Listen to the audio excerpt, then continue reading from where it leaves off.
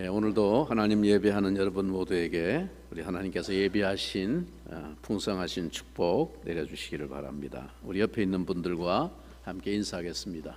반갑습니다. 사랑하고 축복합니다.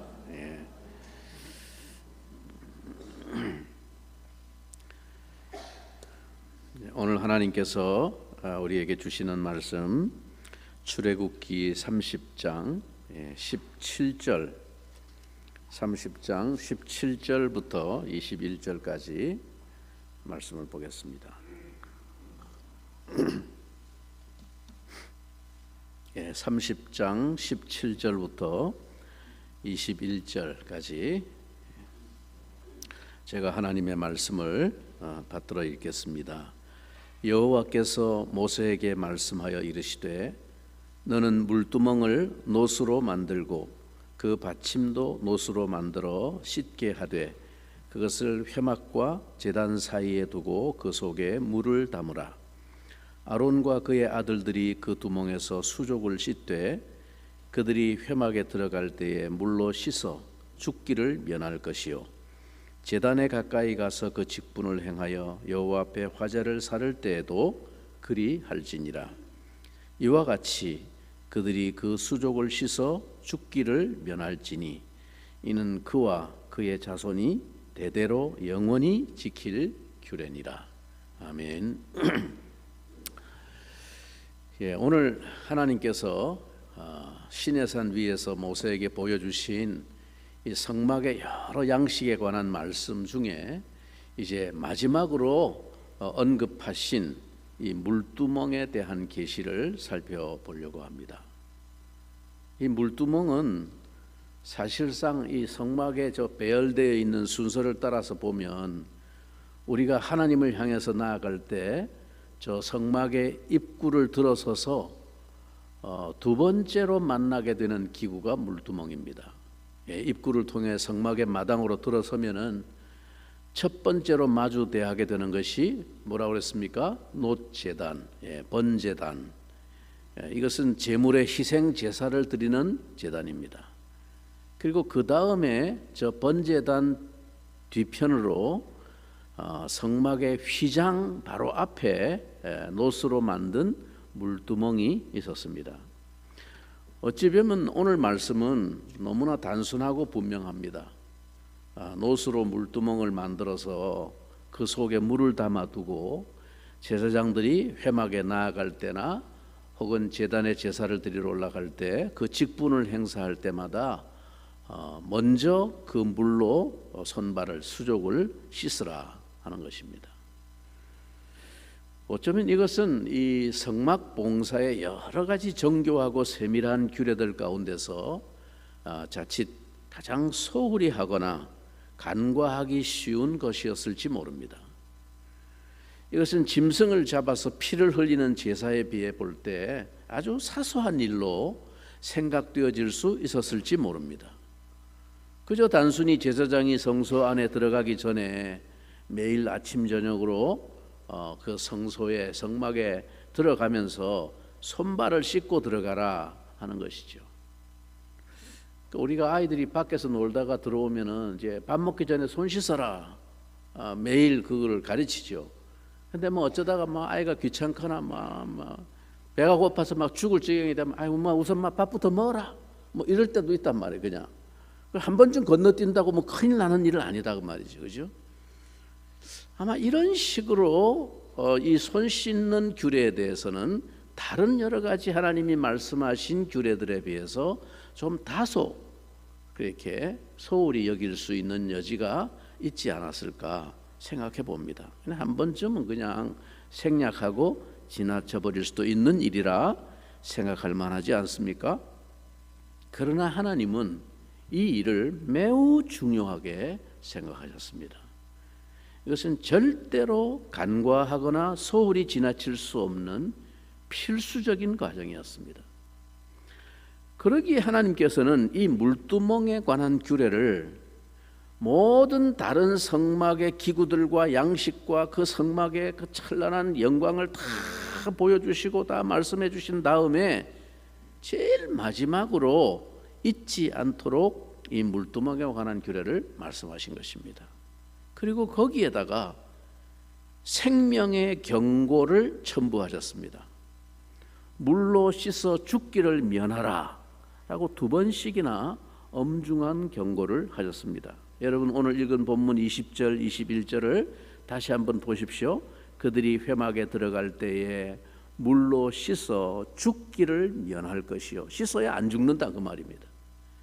제단에 가까이 가서 그 직분을 행하여 여호와 앞에 화제를 살을 때에도 그리할지니라. 이와 같이 그들이 그 수족을 씻어 죽기를 면할지니 이는 그와 그의 자손이 대대로 영원히 지킬 규례니라. 그렇다면 하나님 앞에서 결코 소홀히 할 수 없는 이 물두멍의 규례란 어떤 메시지를 담고 있는 것일까요? 그것은 오늘 우리들을 향해서 무엇을 말씀하고 있는 것입니까? 제사장은 하나님을 만나고 섬기는 특권을 얻은 사람의 표상이고 상징입니다. 이제 이 영광의 특권을 가진 자가 하나님께 나아가서 그분과 더불어 교제하는 일에는 또 하나의 씻음이 반드시 있어야 한다 하는 것입니다. 이것은 단순히 위생상의 문제가 아닙니다. 밥 먹기 전에 위생상 손 씻어라 그런 말이 아닙니다. 하나님 앞에 서기 위한 필수 사항입니다.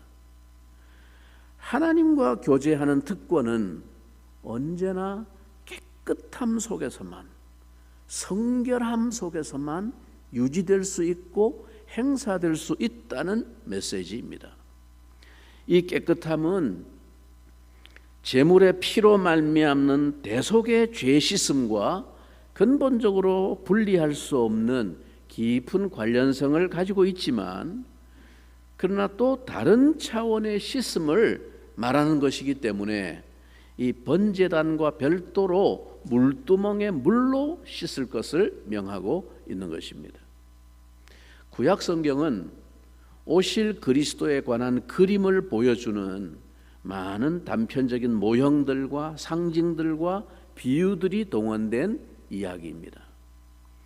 이 성막에 관한 수많은 우리가 지금까지 살펴본 모형과 상징들이 다 그리스도 예수 안에 있는 하나님의 구원의 진리와 그 영광을 설명하는 데 사용되고 있는 도구들입니다. 그런 의미에서 우리는 오늘 하나님이 이 물두멍을 통해서 말씀하시고 있는 또 하나의 씻음에 관한 메시지를 역시 예수 그리스도를 통해서 우리가 묵상해 보아야 합니다. 우선 여기서는 피가 아니라 물이 제사장들을 정결케 하는 요소로 지정되었습니다. 즉 이것은 대속의 피를 지나서 하나님께 나아갈 특권을 얻은 자들에 관한 메시지입니다. 구속함을 받아서 거룩하게 된 자들이 하나님을 만나고 교제함에 있어서 요구되어지는 씻음입니다. 말하자면 이것은 구속을 위한 죄 씻음의 문제를 요구하는 차원이 아니라는 것이죠. 즉 이것은 구원 그 이후의 삶에 관한 이야기입니다. 여기 제사장은 이제 그리스도 예수 안에서 하나님께 나아갈 특권과 거룩한 직분을 획득한 오늘 그리스도인 모두를 예표하는 것입니다. 오늘의 메시지는 거룩한 제사장 공동체인 우리 모두에게 새로운 차원의 씻음이, 성결케 함이 날마다 하나님 앞에서 요구되어진다는 것입니다. 그러나 오늘 이 진리는 안타깝게도 너무나 많은 그리스도인들 가운데 간과되어지고 소홀히 취급되고 있는 것 같습니다. 여러분 한번 생각해 보십시오. 이 번제단의 대속은 말 그대로 희생 제물의 짐승의 피로 대신 죄를 사하고 속하여 주는 것입니다. 그러나 이 물두멍의 씻음은 이제 스스로 자신의 손발을 씻음으로 자율적으로 스스로를 깨끗이 하는 책임을 요구하는 것입니다. 오늘날 많은 그리스도인들은 그리스도의 대속의 죄 씻음만 구원의 유일한 목표 달성인 양 착각하고 있으며 그것이 복음의 유일한 메시지인 양 안주하고 있지만 그것은 너무나 안타깝게 반쪽짜리 복음에 자신의 영혼을 잠재우고 있는 것에 불과합니다. 여러분, 오늘 말씀에 엄중한 경고를 분명히 주목해 보세요. 이것은 하나의 옵션으로 권유하고 있는 선택사항이 아닙니다. 이것으로 죽음을 면하라 라고 힘주어 강조하시고 있습니다. 즉, 이 씻음이 없이 함부로 하나님 앞에 나아가는 자는 죽는다는 것입니다.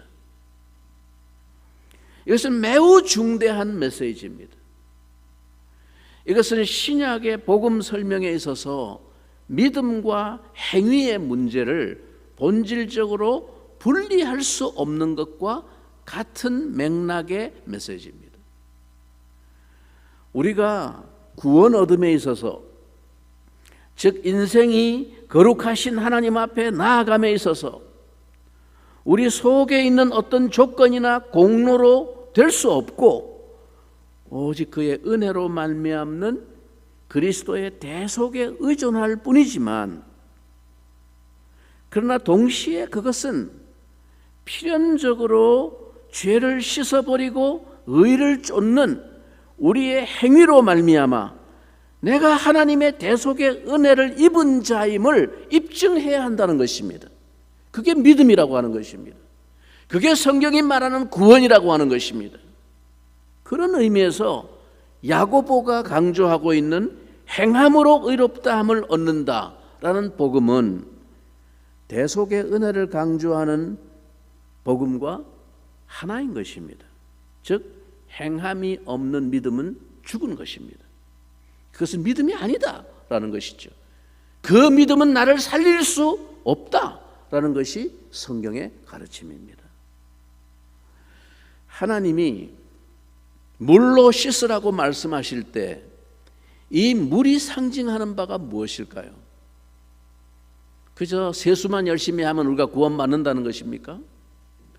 하나님 앞에서 우리의 심령과 행실을 깨끗이 씻는 가장 온전하고 진정한 물은 무엇이겠습니까? 성경의 많은 기록 속에서 이 물이 상징하는 용례는 하나님의 말씀을 의미하는 것이 가장 설득력 있는 설명인 것 같습니다. 대표적으로 시편 119편 9절에 보면 청년이 무엇으로 그 행실을 깨끗게 하리이까? 우리의 행실을 깨끗게 씻는 것이 뭐라고요? 주의 말씀을 따라 삼갈 것이니이다. 신약에 와서도 에베소서 5장 26절은 이렇게 말합니다. 이는 곧 물로 씻어 말씀으로 깨끗하게 하사 거룩하게 하시고 자기 앞에 영광스러운 교회로 세우사 티나 주름 잡힌 것이나 이런 것들이 없이 거룩하고 흠이 없게 하려 하심이라. 우리를 하나님 앞에 티나 주름 잡힌 거 하나 없이 거룩하게 온전하게 서는 교회로 우리를 만드시기 위해서 뭐가 필요하다고 말합니까? 말씀으로 깨끗하게 하사 우리를 그렇게 만드신다라고 말씀합니다. 베드로전서 1장 22절 너희가 진리를 순종함으로 너희 영혼을 깨끗하게 하여 거짓이 없이 형제를 사랑하기에 이르렀으니 마음으로 뜨겁게 피차 사랑하라. 우리 영혼을 깨끗하게 하는 것이 뭐라고요? 진리를, 말씀을 순종하는 것을 통해서 우리 영혼을 깨끗하게 한다고 말했습니다. 이 외에 수많은 성경의 용례를 통해서 물이 우리의 영혼을 씻어 깨끗게 하는 하나님의 말씀에 대한 상징으로 비유되고 있음을 알 수 있습니다. 물론 이 말씀의 역사는 성령의 역사와 함께 동반되는 것입니다. 성령이 주의 말씀을 통해서 우리의 상태를 비추어 주시고 깨닫게 하시고 각성케 하시고 회개하고 결단하게 하시고 우리를 깨끗하게 하십니다. 그러므로 이 물은 또한 성령으로 비유되기도 합니다. 그러나 성령께서 우리를 깨끗한 삶으로 정화시키는 구체적인 방편은 주의 말씀을 통한 의의 행함으로 이루어집니다. 이와 같이 오늘 이 물두멍은 그 백성을 씻어주는 그리스도에 대한 상징이며, 그 물은 구속받은 백성들의 삶을 의와 진리로 정결케 하고 인도해 주시는 그의 말씀에 대한 상징입니다. 오늘 제사장 공동체인 성도들이 이 세상의 길을 걷는 동안 오염된 심령과 삶을 깨끗게 하는 데는 다시 그리스도의 피의 대속이 필요한 것이 아니라 우리를 거룩으로 인도하는 말씀의 물이 날마다 우리에게 필요한 것입니다. 사도 바울은 고린도의 성도들을 성찬의 자리에 초대하면서 이렇게 말합니다. 사람이 자기를 살피고 그 후에야 이 떡을 먹고 이 잔을 마실지니. 성찬식 때마다 여러분 반복해서 듣는 말씀이죠. 우리가 하나님의 거룩한 식탁에 함께 앉아 하나님과 교제할 수 있는 것은 우리가 그와 함께 누리는 이 교제의 극치고 축복의 절정을 나타내는 것입니다. 그러나 우리가 이 영광의 상에 나아가기에 앞서 절대적으로 요구되어지는 것은 먼저 뭐라고요? 자기를 먼저 살펴야 된다는 것입니다. 깨끗함이 없이는 거룩의 교제의 축복 가운데 나아갈 수가 없기 때문입니다. 물두멍의 물은 신자가 그 말씀에 비추어 자신을 살피는 일입니다. 재미있는 사실은 이 물두멍이 무엇으로 만들었다고요? 노스로 만들었습니다. 그런데 이 물두멍을 만드는 데 소용된 노시 어디서 나왔는지 아십니까?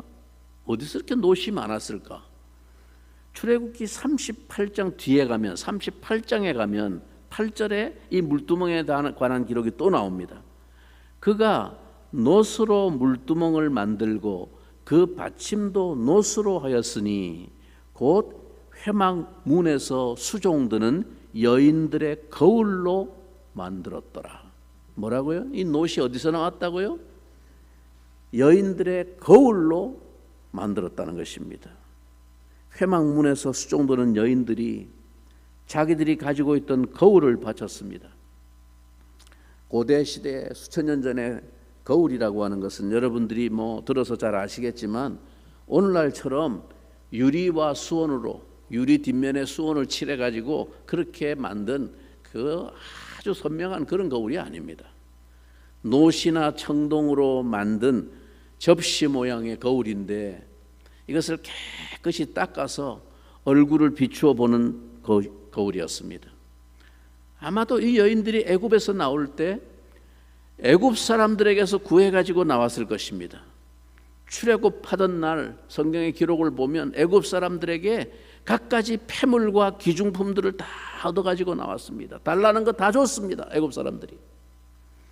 이 여인들이 그때 가지고 나온 이 귀한 놋거울을 바친 것입니다.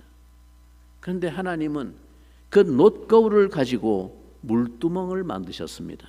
그리고 여기에 물을 담았습니다. 우리가 사진 하나를 더 보면 좋겠습니다. 다음 사진 하나 보여주십시오. 자, 저 놋으로 만든 빛나는 물두멍에 물을 담았어요. 생각해 보세요. 커다란 놋대야에 가득 담긴 맑은 물은 무엇을 연상케 합니까? 저게 뭐같이 보입니까? 하나의 새로운 거울입니다. 그 앞에 자신의 모습이 비추입니다. 그리고 그 맑은 물로 자신의 더러운 손발을 씻는 것입니다. 제사장이. 이것은 정확히 이 물두멍의 메시지를 시각화해 주고 있습니다. 그것은 우리의 영혼과 삶을 비추어주는 거울로서의 하나님의 말씀을 상징하기에 너무나 적합한 모형입니다. 육신의 거울은 우리 자신의 정확한 참모습을 결코 보여주지 못합니다. 그러나 하나님의 말씀으로부터 그의 양심과 영혼을 들여다보는 사람은 자신의 삶을 거룩하게 하는 참된 능력을 얻습니다. 말씀의 거울에 비추어 자신을 살피고 그 말씀의 교훈을 따라 자신의 허물과 오염된 심령과 삶을 돌이킴으로 하나님 앞에 자신을 씻는 것입니다. 사도 바울은 고린도의 성도들을 향해서 이렇게 호소합니다. 고린도후서 7장 1절에 그런즉 사랑하는 자들아, 이 약속을 가진 우리가 하나님을 두려워하는 가운데서 거룩함을 온전히 이루어 육과 영의 온갖 더러운 것에서 자신을 깨끗게 하자. 또한 야고보도 성도들을 향해 이렇게 촉구했습니다. 야고보 4장 8절에 하나님을 가까이 하라. 그리하면 너희를 가까이 하시리라. 죄인들아, 손을 깨끗이 하라. 두 마음을 품은 자들아, 마음을 성결하게 하라. 하나님을 가까이 하면 하나님이 우리를 가까이 해주신다고 그랬습니다. 그런데 하나님을 가까이 할 수 있는 이 복을 어떻게 우리가 누릴 수 있나? 그 복을 누리기 위해서 뭐라고요? 죄인들아, 손을 깨끗이 해라. 두 마음을 품은 자들아, 마음을 성결하게 하라. 이게 지금 누구를 향해서 하는 말입니까? 예수 안 믿는 세상 죄인들을 향해서 하는 말이 아니에요. 야고보가 교회 성도들을 향해서 하는 말이에요. 세상 살면서 마음이 오염되어지고 욕심에 이끌려서 두 마음을 품은 사람들아, 세상도 사랑하고 하나님도 사랑한다고 말하는 사람들아, 마음을 말씀의 거울에 비추어 내 양심에 오염된 것을 깨끗이 해라. 손을 깨끗이 해라란 말이 무슨 말입니까? 우리의 행실과 삶을 의롭게 돌이키는 것을 말합니다. 사도 요한은 밤모섬의 거룩한 환상 가운데서 하늘로부터 이 음성을 들었습니다. 요한계시록 22장 14절에 그 두루마기를 빠는 자들은 복이 있으니, 두루마리가 아닙니다. 성경을 기록한 두루마리가 아니고 두루마기, 한복, 예복, 제일 그저 정장을 한복 정장을 갖춰 입을 때 딱 입는 겉옷, 그 두루마기, 그 두루마기를 빠는 자들이 복이 있다. 이는 저희가 생명나무에 나아가며 문들을 통하여 성에 들어갈 권세를, 천성 하나님의 성에 들어갈 권세를 얻으려 함이로다. 어떤 사람이 하나님의 성에 들어갈 수 있는 자격을 얻는다고요? 두루마기를 빠는 자들이. 이건 역시 상징적인 표현이죠. 세상에서 오염되어지고 더럽혀진 내 모습을 회개하고 청산하고 씻어버리는 것입니다. 대속의 은혜로 생명을 얻은 자는 자신의 삶을 더 이상 죄의 오염 속에 방치해둘 수 없습니다. 이 문제를 가볍게 생각하고 둔감하게 간과하는 삶을 살 수 없는 것입니다. 죄에 대해서 민감한 자로 날마다 자신을 씻는 거룩함에 나아가야 합니다. 그 영광의 보좌에 나아가는 교제의 축복과 특권을 놓칠 수 없기 때문에 날마다 그 말씀의 거울에 비추어 보며 죄의 오염을 씻고 말씀에 순종하는 행함을 통해서 자신을 거룩하게 하는 것입니다. 여러분, 예배 자리에 나와서 하나님의 말씀을 듣는 시간이 왜 중요합니까? 우리 영혼과 생각과 삶의 행실을 그 말씀의 빛과 거울 앞에 진실하게 비추어 보면서 우리의 삶과 행실과 마음을 씻고 회개하고 결단하여 성결하게 하여야만 진정한 하나님의 영광의 축복 가운데로 나아갈 수 있기 때문입니다. 그러므로 번제단과 물두멍은 분리될 수 없는 관계에 있습니다. 번제단이 주는 메시지는 한마디로 말하면 피 흘림이 없이는 죄사함이 없느니라 라는 말입니다. 이제 이 물두멍은 말합니다. 성결함이 없이는 하나님을 볼 수가 없느니라. 여러분 기억하시기 바랍니다. 피 흘림이 없이는, 날 위해 희생하신 대속의 피가 없이는 아무도 자기 능력으로, 자기 자격으로 죄사함을 받을 수 있는 사람이 없습니다. 그러나 동시에 자신의 삶을 하나님 앞에 날마다 말씀에 비추어 성결하게 하지 않는 사람은, 성결함이 없이는 하나님을 볼 수 있는 사람이 없다라고 말씀합니다. 사랑하는 형제자매 여러분, 오늘 우리는 하나님 앞에서 새로운 씻음이 필요합니다. 이것이 없이는 아무도 주를 볼 수 없습니다. 우리 눈에 주님이 안 보입니까? 주님이 정말 내 곁에 함께하고 계시는 그 영광이 잘 실감이 안 나고 잘 안 보일 때가 많습니까? 왜 그럴까요? 우리 눈에 무언가가 끼어 있기 때문입니다. 오염되어 있기 때문입니다. 씻어야 합니다. 우리를 성결케 하면 우리 눈에 주님이 너무나 분명하게 보일 것입니다. 예수님께서 말씀하셨습니다. 마음이 정결한 자는 복이 있나니 저가 뭐라고요? 하나님을 볼 것이요 라고 말씀합니다. 우리가 구원받고 의롭다함을 받아 그리스도 안에 들어온 자가 되었지만 우리는 아직도 죄와 부정이 가득한 세상 가운데 살고 있습니다. 우리의 영혼은 계속해서 죄와 육신의 더러움 가운데 노출되어 있습니다. 그러므로 우리의 유일한 소망은 우리의 죄악성을 부정하는 데 있지 않고 오직 그것을 정직하게 말씀의 거울에 비추어 자백하는 데 있습니다. 요한일서 1장 8절은 말합니다. 만일 우리가 죄 없다 하면 스스로 속이고 또 진리가 우리 속에 있지 아니할 것이요. 그러나 이어서 성경은 말합니다. 만일 우리가 우리 죄를 자백하면 그는 미쁘시고 의로우사 우리 죄를 사하시며 모든 불의에서 우리를 깨끗게 하실 것이요.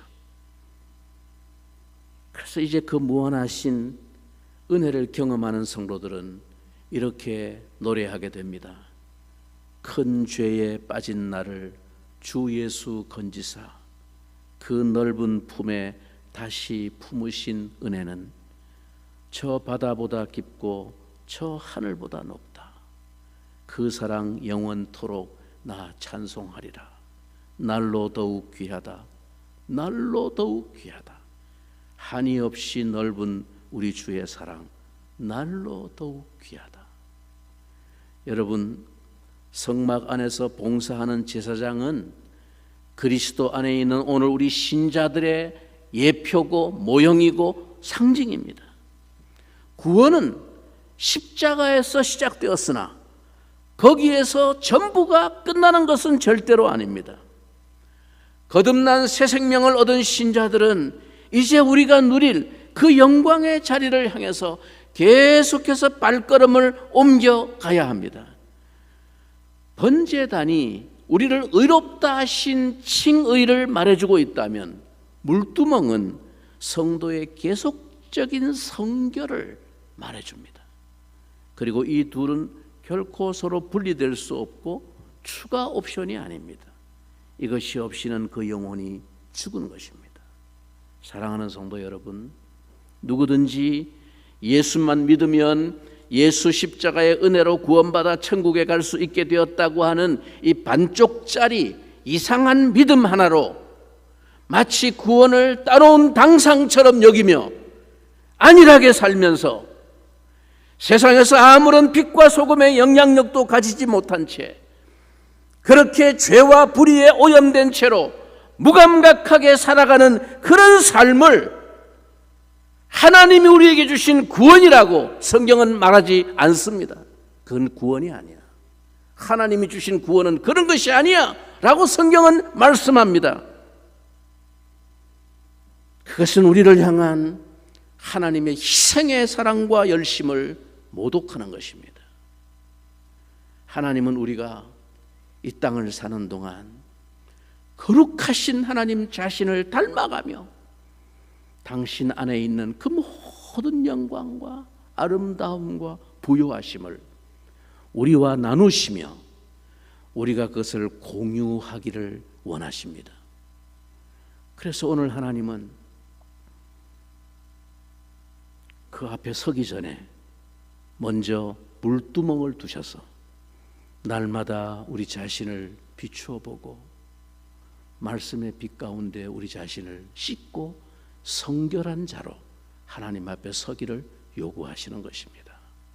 날마다 말씀의 거울 앞에서 오염된 자신의 영혼과 삶의 진상을 살피며 하나님의 영광 앞에 서기를 사모하여 자신을 성결케 하는 자들에게 용서하시고 새롭게 하시는 하나님의 은혜는 오늘도 다함이 없습니다. 우리를 새롭게 하시는 그의 능력은 무한하십니다. 우리는 결코 뒤로 물러가 멸망에 빠질 자가 아닙니다. 오늘 여러분은 자신의 영혼과 삶을 들여다보며 무엇을 씻어야 하고 무엇을 깨끗하게 하여야 하겠습니까?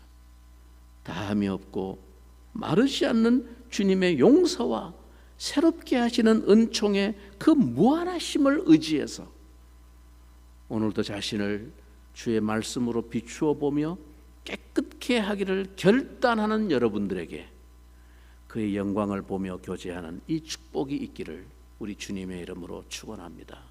우리 같이 한번 기도하겠습니다. 하나님 아버지, 그렇습니다.